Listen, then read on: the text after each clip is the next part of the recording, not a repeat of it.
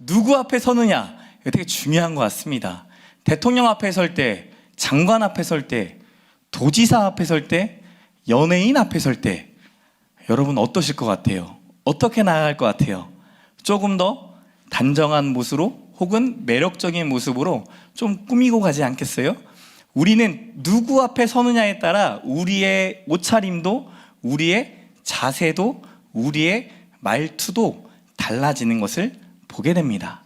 오늘 말씀을 통해서 우리가 하나님 앞에 살고 있는가, 하나님 앞에 서고 있는가, 혹 누구 앞에 살아가고 있지 않은가 돌아보는 그런 귀한 자리가 되기를 소망합니다. 사도행전 3장까지 이 앞부분에 보면요, 나면서부터 못 걷게 된 한 사람이 나옵니다. 그 사람을 거린이라 표현합니다.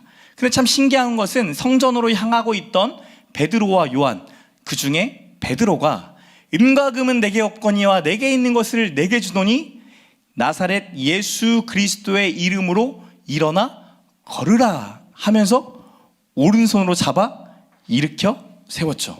어떻게 됐어요? 일어나 걷고 뛰는 것을 보게 됐죠. 모두가 놀랐습니다. 만약 이 예배의 자리에서 이강렬 목사가 안수했더니 병이 나았어요. 아기가 생겼어요. 그럼 어떻게 하실 거예요? 모두가 놀라고 소문을 퍼뜨리지 않겠습니까? 이 놀라운 소식이 주변에 있던 사람들에게 흘러가기 시작하자 사람들이 베드로와 요한을 붙잡습니다. 그리고 이 베드로와 요한 주변에 많은 사람들이 모여 있었을 때 이 솔로몬 행각에서 모여 있는 사람들에게 베드로가 예수 그리스도에 대해, 특별히 부활하신 부활의 예수 그리스도에 대해 당당하게 전합니다. 4절에 말씀을 들은 사람 중에 믿는 자가 많으니 남자의 수가 약 몇 명이나 되었더라? 5천이나 되었더라. 이전에 베드로가 설교할 때 몇 명 됐다고 했죠? 3천이 됐다고 했어요. 3천에서 2천명이 더해진 건지 아니면 3천에서 또 다른 5천명이 생겼는지 문맥상 정확히 파악할 수는 없지만 엄청난 위대한 설교자예요. 한 번의 설교로 2천명, 3천명, 5천명이 예수가 그리스도구나, 메시아구나 라는 것을 믿는다라는 거, 그런 걸 저도 꿈꿀까요, 안 꿀까요? 꿈꾸죠. 회심이 일어나고 믿음의 반응들이 일어나죠. 너무나 부러운 설교자입니다. 성령을 받자마자 사람들 앞에서 당당하게 말씀을 전하는 베드로의 모습은 마치 우리 한국교회의 이전 모습을 보는 것 같습니다. 예수님을 믿고 예수의 이름을 전하는 믿음의 선배들이 정말 많았어요. 저희 어머니 때만 하더라도 생명 걸고 목숨 걸고 그리고 전 재산 팔아 예수 그리스도를 전하겠다, 교회를 세우겠다라고 하는 사람들이 산과 들과 바다와 섬으로 해외로 실제로 갔었거든요. 가는 곳곳마다 뭐가 세워졌죠? 교회가 세워졌어요. 지금은 우리가 이렇게 교회를 가지고 지탄받고 있지만 이분들을 통하여 교회가 세워졌고 예수님을 나도 믿겠습니다, 여러분들이 전하는 그 예수가 진짜 신입니다, 메시아입니다 라는 믿음의 회심과 고백이 일어나 성도의 수가, 교회의 수가 급격하게 늘어났다는 거예요. 그 영광스러운 순간들을 보고 경험하신 분들 이 자리에 있잖아요. 저는 잘 못 봤어요. 저희 때부터는 점점점 쇠퇴하는 교회, 점점점 쇠퇴하는 성도, 점점점 지탄받는 교회를 봤거든요. 저희가 50만 원씩 매달 섬기고 있는 그 교회 전도사님과 금요일 날 만나 교회를 이전할 장소를 찾는데요, 건물주들이 교회 받기를 그렇게 싫어해요. 교회라고 하면 빌려줄 것처럼 다 얘기해놓고는 교회라고 말하는 순간부터 안 받아요. 돈을 더 준다고 해도 싫다고 해요. 그렇게 몇 시간을 걸어 다녀가지고 한 좋은 장소를 찾았는데 제가 목사라고 말했거든요. 거기다 교회 할 거라고 말했거든요. 그래서인지 30분 이후에 보자고 했던 그분이 30분 이후에 전화 와서 거기 이미 나갔다고 하네요. 옆에 있던 전도사님이 그 얘기하는 거예요. 목사님, 아마 거기도 전에 제가 전화했는데 거절했던 곳 중에 하나인 것 같습니다. 어느 순간 교회를 세우는 것조차 쉽지 않고 신도시에서는 조례를 만들어 건물 안에 교회를 못 넣게 하는 일들도 실제로 일어납니다. 모든 일들이 순적하게 이루어지기를 바라지만 생각보다 어렵고 힘든 일들이 다가와요. 이전에 교회가 세워질 때에도 우리는 듣기만 해서 알지 못하지만 교회가 그냥 세워졌던 것이 아니라 영적인 핍박과 영적인 공격 가운데 세워졌노라고 수많은 목사님들, 사모님들, 성도들이 간증했습니다. 어떻게 보면 당연하겠죠. 하나님은 기뻐하시지만 우리가 교회를 세우는 걸, 가정이 교회가 되게 하는 걸 누가 싫어해요? 사단이 싫어하겠죠. 마귀가 싫어하겠죠. 어떻게든 방해하겠죠. 영적으로 하나님의 사람으로 세워지는 것을, 가정이 세워지고 교회가 교회되게 하는 것을 어떻게든 무너뜨리려고 영적인 세력도 발버둥치고 있다라는 거예요. 오늘 본문 4장 1절 2절에서도 복음을 대적하는 자들이 나옵니다. 제사장들과 성전 맡은 자와 사두개인들은 성전 안에서 막강한 권력을 가진 자들입니다. 막강한 권력을 쥐고 있는 종교 지도자이자 그들은 유대 사내들인 공회라는 심판 기구의 의장을 비롯한 공회원의 회원들이에요. 그러니까 그들은 누군가를 심판할 수 있는 위치, 기득권자의 삶을 살아가고 있는 사람들입니다. 특별히 이 사두개인들은요, 제사장 그룹이지만 이 성전을 관할하면서 부활은 없다, 천사도 영생도 영혼은 없다라고 주장했던 자들, 그리고 대제사장, 로마 정권이 정한 사람이 대제사장이 되었기 때문에 이 사두개인들은 어떻게 하면 이 정권과 기득권을 놓치지 않으려고 로마에 아부했던 제사장 그룹이었어요. 이들은 베드로가 말하는 이 복음이 싫었습니다. 그들은 그들의 힘을 베드로와 요한을 잡아두는데 사용합니다. 해가 저물었어요. 그래서 재판은 그날 저녁이 아닌 다음 날로 미루어집니다. 유치장에 갇혀져 있는 베드로와 요한의 심정은 어땠을까요? 그들은 예수 그리스도의 이름으로 안진뱅이를 일으켜 세웠고 거린을 뛰어다니며 복음 전하는 자가 되게 했는데, 그리고 나서 예수님의 부활에 대해, 예수 그리스도가 하신 일에 대해 전했잖아요. 여기까지는 너무 좋았어요. 여기까지는 너무 좋았는데 성전을 지키고 있던 자들, 성전 안에 기득권과 힘이 있는 자들이 이들을 묶고 가둡니다. 유치장에 갇혀서 잠은 제대로 잘 수 있었을까요? 그저 예수의 이름으로 못 걷는 자를 걷게 했을 뿐인데, 예수에 대해 전했을 뿐인데 지금 예수님과 같이 감옥에 가두어 놓이게 되었습니다.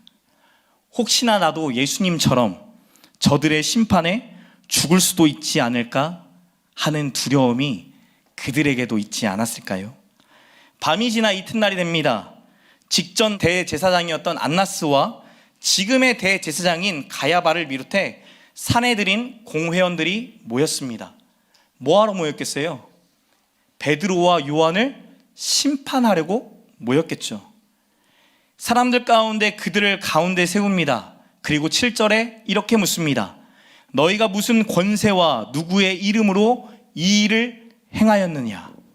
원문에서는 인칭대명사 너희가, 이게 맨 마지막에 위치되어 있어요.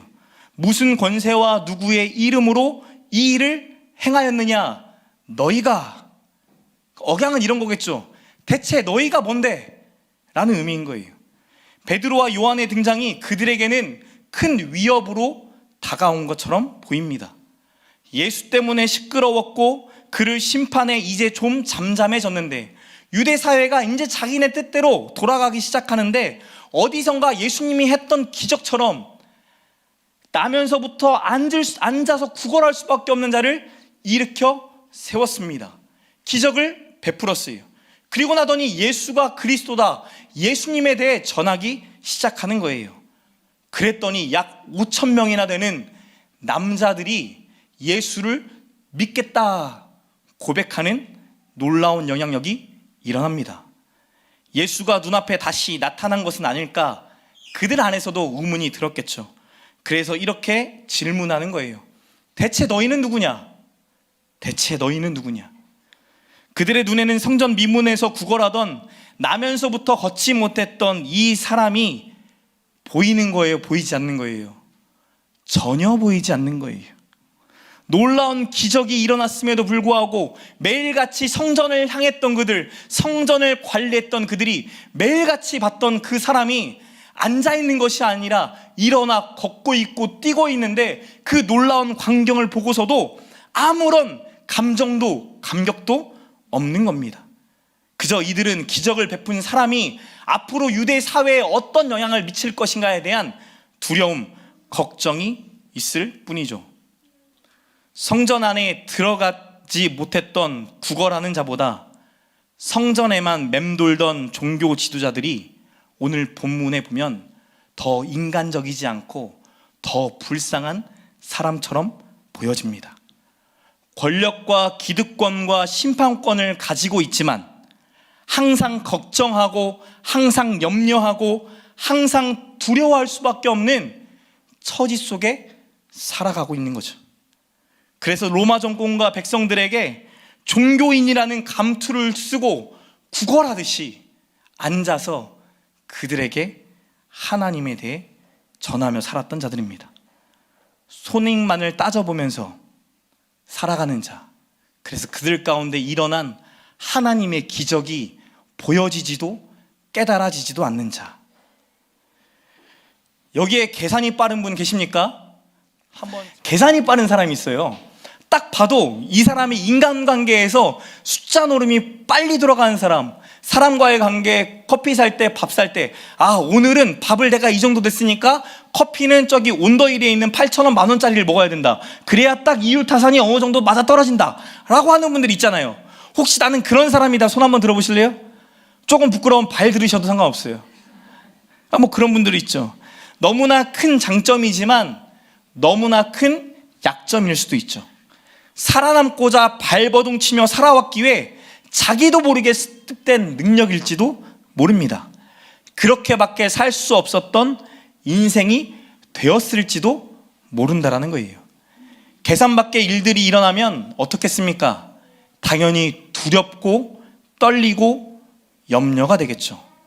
그러나 그때가 우리가 함께 하시는 하나님을 경험할 기회이고, 인간의 계산을 뛰어넘어 하나님의 계획을 보게 하는 영광의 순간이 될 줄 믿으시기 바랍니다. 계산 밖의 일들이 일어날 때 저와 여러분은 하나님께 물어야겠죠. 하나님의 계획은 무엇입니까? 하나님, 저는 이처럼 계산이 너무나 빨리 되는 사람인데 그럼에도 불구하고 나의 계산을 넘어 하나님의 계획은 무엇입니까? 나의 계산으로 살아남기가 아니라 하나님의 계획으로 살아내는 능력을 경험하는, 능력을 가진 하나님의 백성들 되시길 축복합니다. 베드로는 그들의 잘못된 시선과 생각이 내포된 질문을 9절에 다시 새롭게 만들어버립니다. 9절 말씀 읽겠습니다. 시작.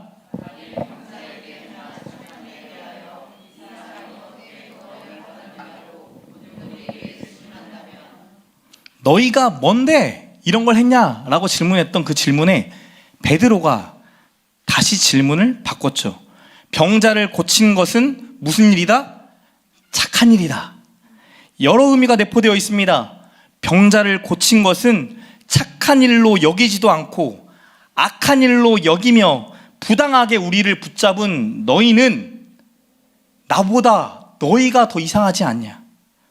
이거 확실히 착한 일 아니냐라고 역질문하는 거나 마찬가지죠.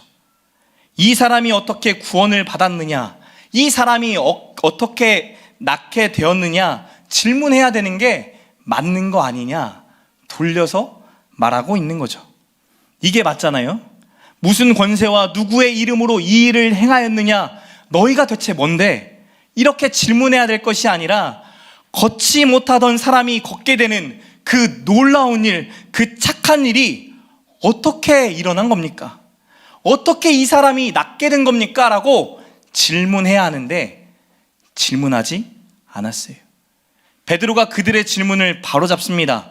그리고 그들과 오늘 우리에게 꼭 들어야 될 말씀을 대답해 줍니다.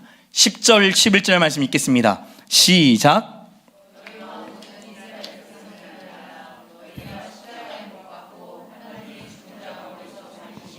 나사렛 예수 그리스도의 이름으로 이 사람이 건강하게 되어 너희 앞에 섰느니라. 이 예수는 너희 건축자들의 버린 돌로서 집 모퉁이의 머릿돌이 되었느니라. 그러면서 핵심적으로 12절에 이렇게 말합니다. 다른 이로서는 구원을 받을 수 없나니 천하 사람 중에 구원을 받을 만한 이름을 우리에게 주신 일이 없음이라 하였더라. 마치 준비한 것처럼, 이때를 기다린 사람처럼 베드로는 복음의 정수인 예수 그리스도에 대해 사내들인 공회원 70명에서 71명을 모아놓고 당당하게 말합니다. 예수가 그리스도입니다. 죽었다가 살아나신 하나님이 살리신 메시아입니다. 예수가 그 자를 고치셨습니다. 예수로만 구원을 얻을 수 있습니다. 13절에 베드로와 요한이 담대히 말했다라고 말하죠. 지금 베드로와 요한의 위치는 심판하는 자가 아니라, 설교해야 될 자가 아니라 사내들인의 설교를 들어야 할 자였고 심판을 앞으로 받아야 할 자였습니다. 갑이 아니라 을이라는 거예요. 그런데 밤새 유치장에 갇혔던 사람들 같지가 않습니다. 억울해서 토로하는, 변증하는 사람들의 모습처럼 보이지 않습니다. 자신들을 변증하기 위해서가 아니라 그들이 예수 그리스도로 변화되기를 바라는 사람처럼 복음의 정수를 예수의 원수 앞에, 자신들의 원수 앞에 토해내기 시작합니다. 위기를 기회로 전환시킨 거죠.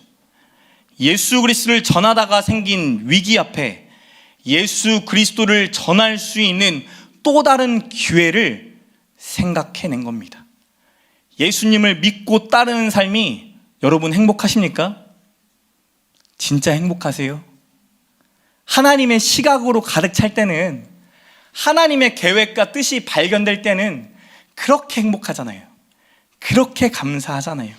그런데 또 한편으로는 예수 믿고 사는 게 생각보다 참 많이 힘들어요. 예수를 믿기 때문에 희생해야 될 때가 있죠. 다 알고 있어요. 그 사람이 계산이 되면 누구도 계산이 돼요? 나도 계산이 되잖아요. 우리가 개척교회면 또 다른 개척교회가 어떨지 다 계산이 되죠. 우리가 개척교회를 도와야 돼요? 아니면 중형교회, 대형교회, 초대형교회가 도와야 돼요? 여러분 상식적으로 생각해 보세요. 누가 도와야 돼요? 우리 상식으로는 초대형이 섬겨야 되고, 대형이 섬겨야 되고, 중형교회가 섬겨야 되고, 최소 100명이 넘는 교회가 섬겨야 되는데 100명도 못 넘는 저희가 개척교회를 섬겨요. 말이 돼요, 안 돼요? 계산적으로 말이 돼요, 안 돼요? 제 계산으로도 말이 안 돼요. 안 되는데 그거 왜 하는 거예요? 하나님이 말씀하시니까, 우리로 하여금 교회가 교회되길 원하시니까. 그렇게 하나님의 일을 하는데도 불구하고 때로는 욕을 먹습니다. 누명을 당해요. 억울한 일을 당하고 오해를 받기도 합니다. 그리고 때로는 정말 화나게도 이용당하기도 합니다. 50만 원이 아니라 100만 원씩 지원해 줬는데 그 100만 원을 자기 생활비로 쓴다면, 목사 개인의 생활비로 쓴다면 여러분 마음이 어떠실 것 같아요? 여러분이 정말 손 벌벌 떨면서 냈던 11조, 노영리 지사님 11조 하는 거 쉬워요, 어려워요? 어렵잖아요. 바로 한숨 나와요. 저도 오늘 아침에 헌금하려고 20만 원 꺼내오는데 20만 원. 목사인 저도 손이 벌벌벌 되는데, 우리 성도들이 벌벌벌 떨면서 하나님 앞에 주신 물질로 헌금한 그 헌금이 잘못 사용되어질 때, 튀르키예 지진이 일어났는데 그들을 애통하는 마음으로, 불쌍히 여기는 마음으로 섬겼는데 그 돈이 우리가 뜻하는 바가 아니라 어떤 누군가가 그것을 다 가져가 버렸다면 우리의 마음이 어떨까요? 예수를 믿기 때문에 이러한 일들도 일어나요. 악을 악으로 갚을 기회도 있습니다. 많아요, 생각보다. 악을 악으로 갚을 기회가 너무 많이 있는데 악을 악으로 갚지 않고 예수님의 말씀처럼 악을 선으로 갚고자 뭐예요? 묵묵히 기도하죠. 범사에 감사라는 말씀에 순종하고자 고난 중에도 감사의 제목을 찾는 거예요. 이번 주에 우리 최 지사님은 교회 오셨는데 1년의 일들로 인해서 마음이 힘들고 어려운 거예요. 근데 그 와중에도 너무나 감사한 게 지사님과 대화하면서 목사님 그런데 그래도 참 이런 건 감사해요. 감사해요. 여러분 이게 쉽냐고요. 고난 중에 있는데 감사하는 게 쉬워요? 굳이 이렇게까지 하면서 예수를 믿어야 할까 생각이 들 때가 참 많이 있어요. 그런데 베드로를 보면 이렇게까지 해야 할까라는 질문이 적절해 보이지 않아요. 베드로가 어떻게 이렇게 되었을까 질문하게 됩니다. 얼마 전까지만 해도 베드로는 예수님에 대해 부인했던 자입니다. 자신의 유익을 위해 예수님 옆에 있으면 오른팔 왼팔 큰 자가 될 수 있다는 생각으로 모든 것을 버려두고 예수를 따랐던 자입니다. 상당히 목표지향적인 사람인 거예요.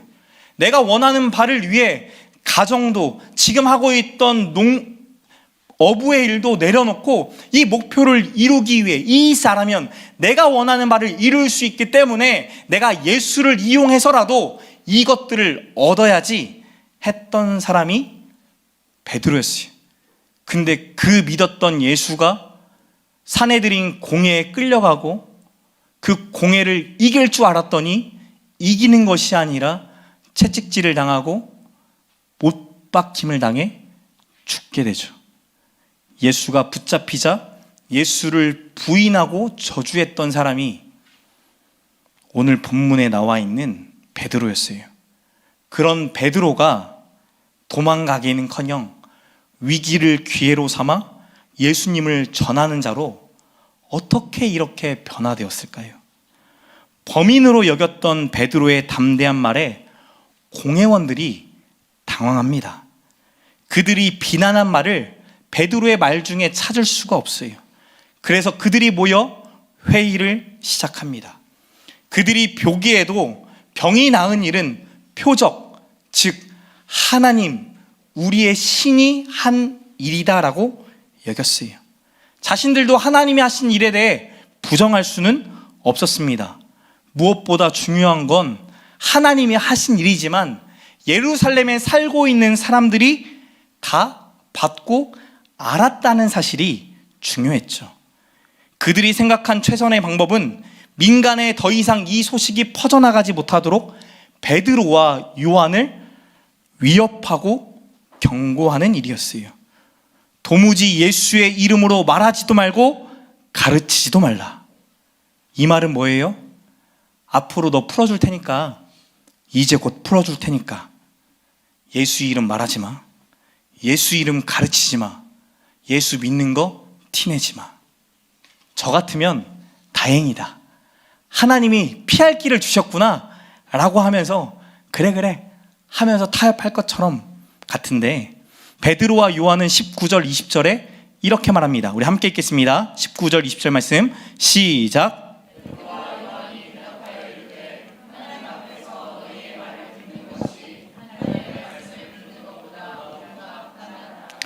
우리는 보고 들은 것을 말하지 않을 수 없다 하니. 베드로와 요한이 그들의 위협적인 제안을 수락한 거예요, 거절한 거예요? 거절한 거죠. 어떻게 이렇게까지 말할 수 있었을까요? 어떻게 이렇게까지 베드로가 급변할 수 있었을까요? 40일 전만 해도 이랬던 자가 아닙니다. 그런데 40일 만에 성령의 임재를 경험하고 성령의 충만함을 받아 갑자기 사람들 앞에 담대히 말하기 시작하고 70대 2로 싸우고 있는데, 71대 2로 싸우고 있는데 이 싸움 앞에서도 담대하게 전하고 있어요. 어떻게 이게 가능하냐고요. 자신은 하나님 앞에서 하나님의 말씀을 듣는 자다라는 것을 베드로가 깨달았어요. 하나님이 보여주시고 들려주신 것을 전해야 하는 그런 자가 나다라는 것을 깨달았어요. 이전에는 전하지 못했잖아요. 누가 보여가지고? 사람들이 보여서.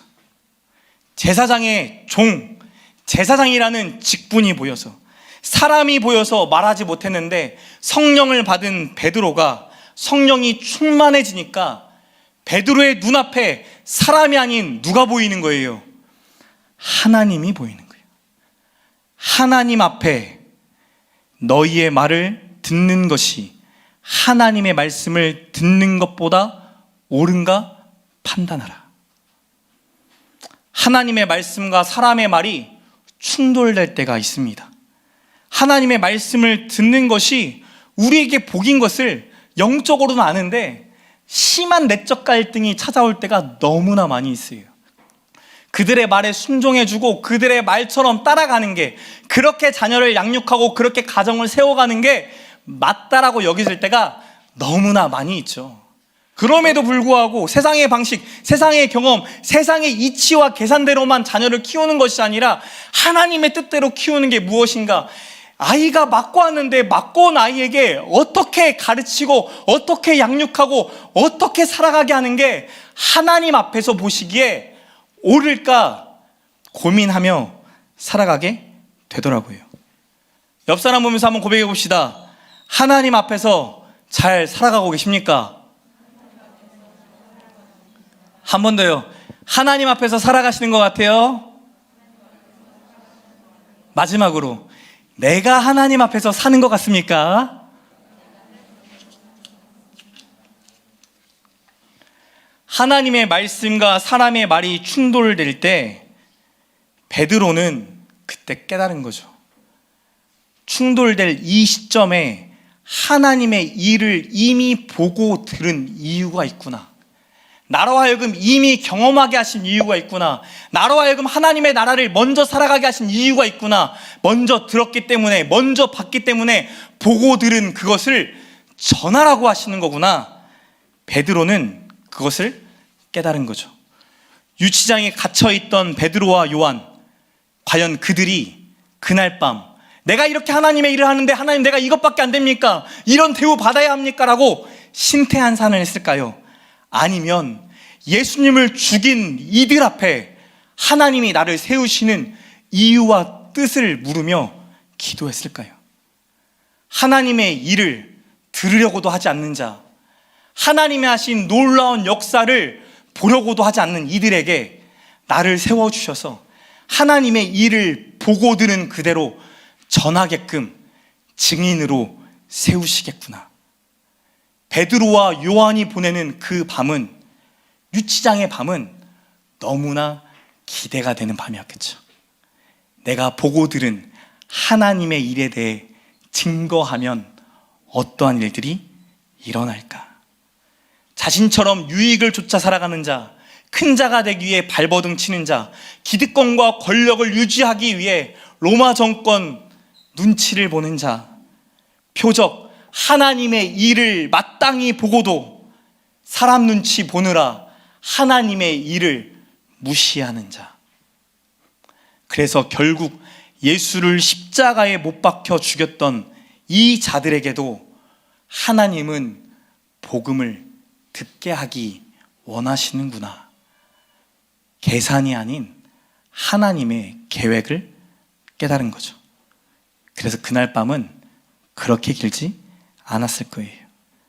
나의 계산이 아니라 하나님의 계획대로 흘러가는 하나님의 시간을 경험할 거기 때문에 기대하는 마음으로 엎드려 기도했겠죠. 계산으로는 안 보여요. 여러분 아무리 계산해 보십시오. 계산한 대로 되어져 가나?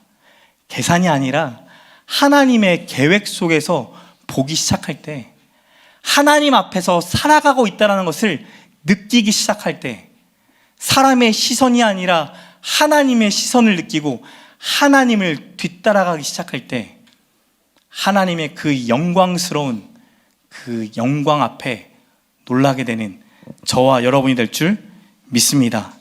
사람들이 보기에 베드로와 요한, 그들은 한없이 불쌍해 보일 수 있죠. 그런데 그들이 담대하게 말했던 것처럼 우리가 하나님 앞에 있는 자들이기 때문에 세상 속에서 담대히 살아가는 저와 여러분 되시기를 축복합니다.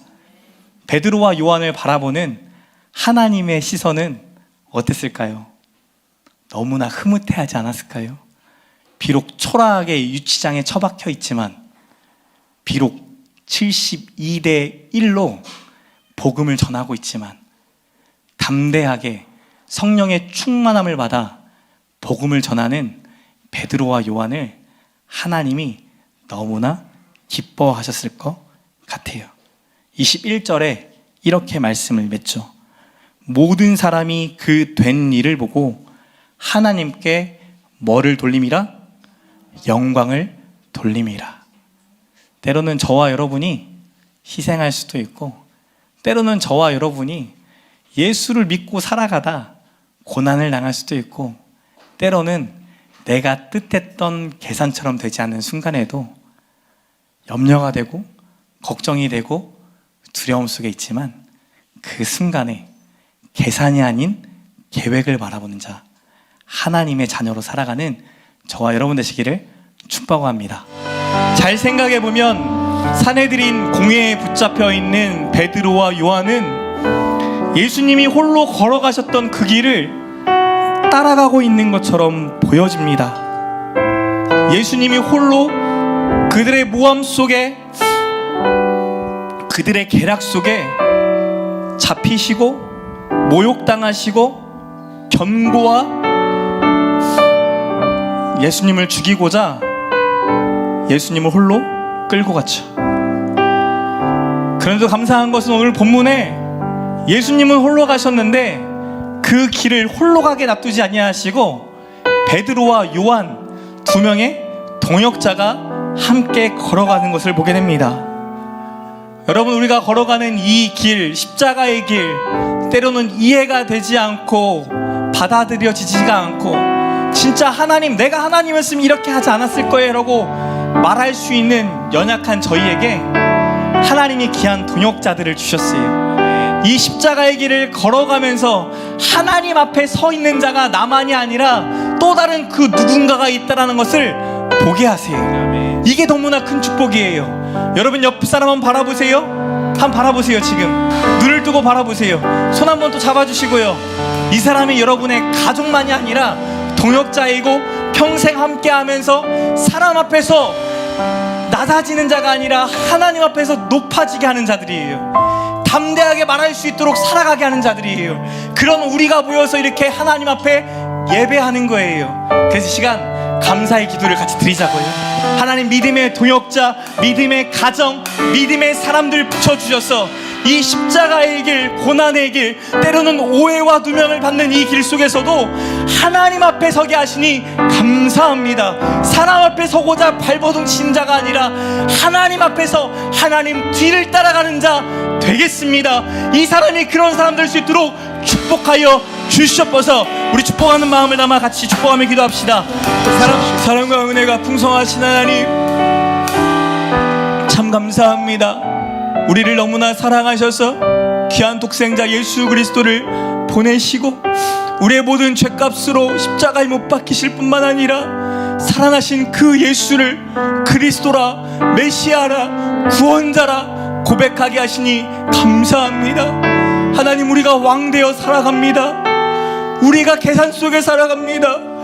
그런데 우리의 계산이 틀어질 때마다, 어긋날 때마다, 우리의 뜻처럼 되지 않을 때마다 무너져 갑니다. 어찌할꼬, 어찌할꼬, 내 인생은 어찌할꼬, 우리 가정은 어찌할꼬. 하나님, 계산 속에 갇혀 살아가는 우리를 불쌍히 여겨 주시옵소서. 계산을 넘어 하나님의 선하신 계획이 있음을 보게 하여 주시옵소서. 베드로에게 성령의 충만함을 주셨던 것처럼 우리에게도 성령의 충만함을 주셔서 우리를 향한 하나님의 말씀이 깨달아지게 하시고 그 말씀 속에 숨겨있는 하나님의 계획이 들려지고 보여지게 하여 주시옵소서. 그 계획을 따라 하나님 앞에서 살아가는 저희 되게 해주셔서 세상 앞에 비굴하게 살아갈 자가 아니라 하나님 앞에 담대히 선포하며 살아가는 복된 자녀 되게 하여 주시옵소서. 그 하나님이 우리를 향하신 선하신 계획이 있는 줄 믿습니다. 우리는 연약하고 부족하고 여전히 넘어지나 하나님의 계획을 끝까지 신뢰하며 바라볼 수 있도록 우리를 도와주시옵소서. 하나님, 특별히 각 가정을 축복하여 주시고 각 가정 가운데 있는 하나님의 계획이 있는 줄 믿습니다. 우리 아버지 어머니는 하나님의 계획 속에 없습니까?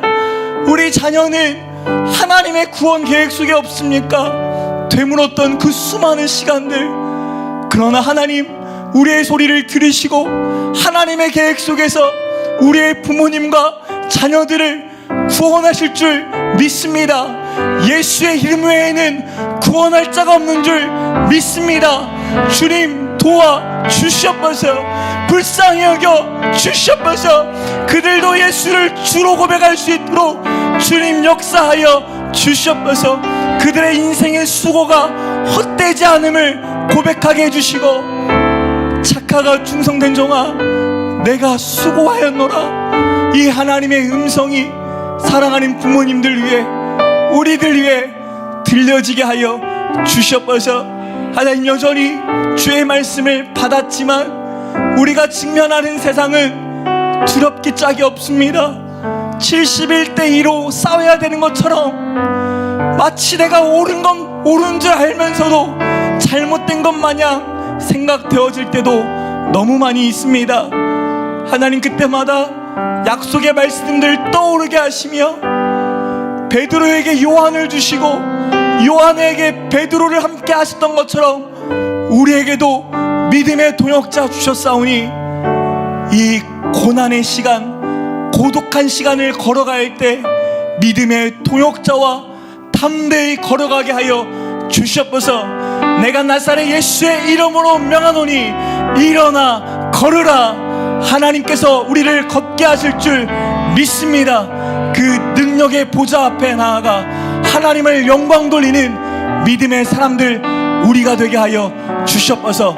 그렇게 일하신 하나님을 기대하고 소망하오며 살아계신 예수님의 이름으로 간절히 기도드리옵나이다. 아멘.